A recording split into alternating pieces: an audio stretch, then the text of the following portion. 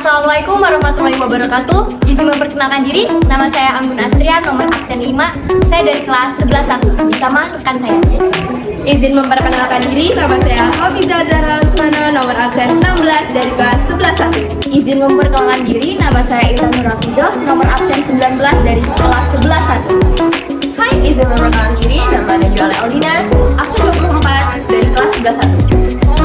Kami akan menyampaikan materi penerapan Pancasila di Indonesia dengan seberapa Pancasila aku.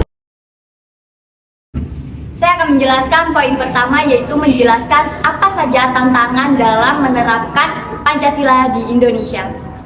Yang pertama ada tantangan masyarakat. Adanya kebebasan masyarakat ini di satu sisi memang bisa menimbulkan sisi positif seperti munculnya kreativitas. Namun hal ini ternyata juga bisa menimbulkan dampak negatif yang dapat membuat kerugian bangsa. Berbagai dampak negatif dari kebebasan masyarakat ini bisa berupa munculnya pola komunikasi yang kurang beretika. Jika pola komunikasi ini terus dilakukan, maka bisa menimbulkan perpecahan antar anggota masyarakat. Yang kedua, tantangan dari luar masyarakat. Selain tantangan yang hadir dari dalam masyarakat Indonesia, bangsa Indonesia juga sedang dihadapi dengan perkembangan zaman. Saat ini dunia sedang bergerak terus dalam mencari suatu tata hubungan yang baru, baik ekonomi, pertahanan, keamanan, dan politik. Meskipun bangsa-bangsa lain juga menyadari pentingnya kerjasama antar negara, tetapi persaingan yang keras masih terjadi. Salah satu cara yang dilakukan untuk menanamkan pengaruh terhadap negara lain yaitu penyusupan ideologi, baik secara langsung maupun tidak langsung. Oleh karena itu, sebagai bangsa Indonesia, kita harus waspada untuk menanggulangi penyusupan ideologi yang tidak sesuai dengan Pancasila. Hal ini penting untuk kita lakukan karena bangsa kita masih termasuk sebagai bangsa yang berkembang. Bangsa yang berkembang ini sangat terbuka terhadap kemungkinan untuk berpaling dari Pancasila. Yang ketiga, tantangan globalisasi. Selain tantangan berupa penyusupan ideologi, ada pula tantangan yang datang dari pengaruh globalisasi. Adanya globalisasi ini bisa mengakibatkan adanya kebebasan dengan meniru kebudayaan luar. Peniruan dari kebudayaan luar ini bisa menjadi dampak negatif jika bertolak belakang dengan nilai-nilai luhur bangsa Indonesia. Selain itu, pengaruh globalisasi juga menyebabkan pola perilaku masyarakat yang berubah. Nah, perubahan ini bisa mengganggu kesatuan dan persatuan bangsa yang bisa menyebabkan perselisihan bangsa. Hal ini menimbulkan perpecahan di dalam diri masyarakat Indonesia itu sendiri. Yang keempat, ada tantangan korupsi, kolusi, dan nepotisme. Korupsi, kolusi, dan nepotisme juga merupakan tantangan penerapan Pancasila di Indonesia. Tindakan ini tentunya sudah menyimpang dari nilai-nilai Pancasila, khususnya sila kelima.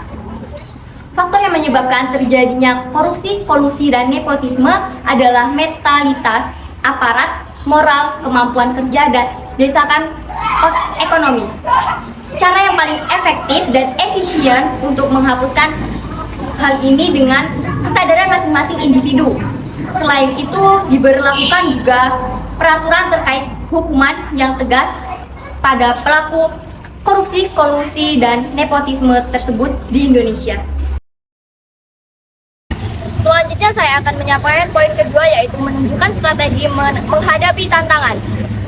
Upaya menjaga dan menguatkan nilai-nilai Pancasila di masyarakat dapat dilakukan dengan beberapa hal, yaitu pertama, nilai-nilai Pancasila perlu dikuatkan dengan pendekatan budaya. Pemerintah melalui Kemendikbud harus menyusun strategi yang tepat, efektif, partisipatif, tanpa paksaan. Ya, hal ini bisa dilakukan dengan membangun fasilitas atau pos-pos budaya di semua wilayah dalam rangka melestarikan sekaligus mengembangkan kebudayaan lokal yang ada di masyarakat. Yang kedua, penguatan nilai-nilai Pancasila di sektor pendidikan. Generasi muda adalah masa depan bagi ideologi Pancasila. Saat ini paparan ideologi radikal mulai mengancam generasi muda kita. Pemerintah perlu memikirkan strategi yang efektif agar nilai-nilai Pancasila terinternalisasi dengan baik dalam kurikulum pendidikan nasional. Jika perlu, pemerintah bisa mengintervensi kurikulum yang digunakan di sekolah-sekolah dan lembaga pendidikan tinggi. Tidak sedikit sekolah-sekolah yang mengabaikan kurikulum berbasis nasional, khususnya yang terkait dengan pengetahuan kebangsaan dan kebudayaan. Yang ketiga, penegakan hukum.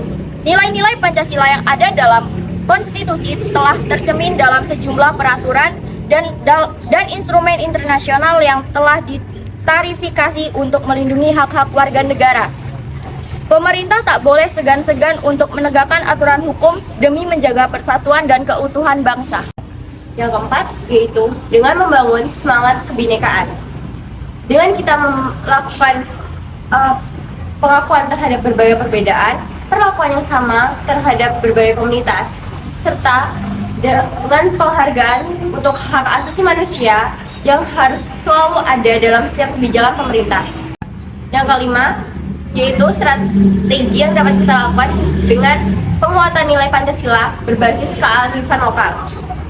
Karena nilai Pancasila dihasilkan dari akar rumput budaya masyarakat Indonesia.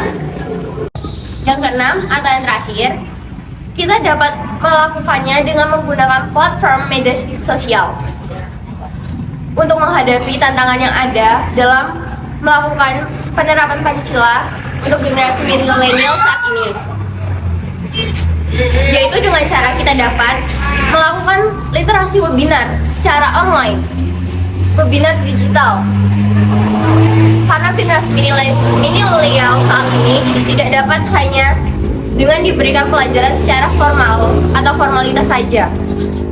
Mereka lebih menyukai contoh nyata atau visual dibandingkan harus dengan digurui dan sebagainya. Yang terakhir adalah contoh penerapan dalam Pancasila. Yang pertama yaitu sila ketuhanan yang Maha Esa. Contohnya adalah percaya dan takwa terhadap Tuhan yang Maha Esa sesuai agama dan kepercayaannya masing-masing. Selanjutnya adalah contoh penerapan dari sila kemanusiaan yang adil dan beradab. Contohnya adalah saling mencintai, menghormati, dan menghargai sesama manusia.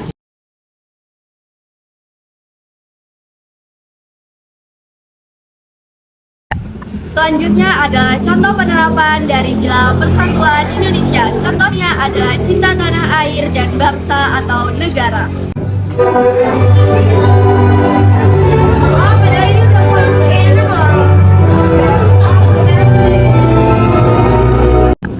Selanjutnya adalah contoh penerapan dari sila keempat, yaitu kerakyatan yang dipimpin oleh hikmat kebijaksanaan dalam permusyawaratan dan perwakilan. Contoh penerapannya adalah mengambil keputusan berdasarkan hasil musyawarah atau mufakat.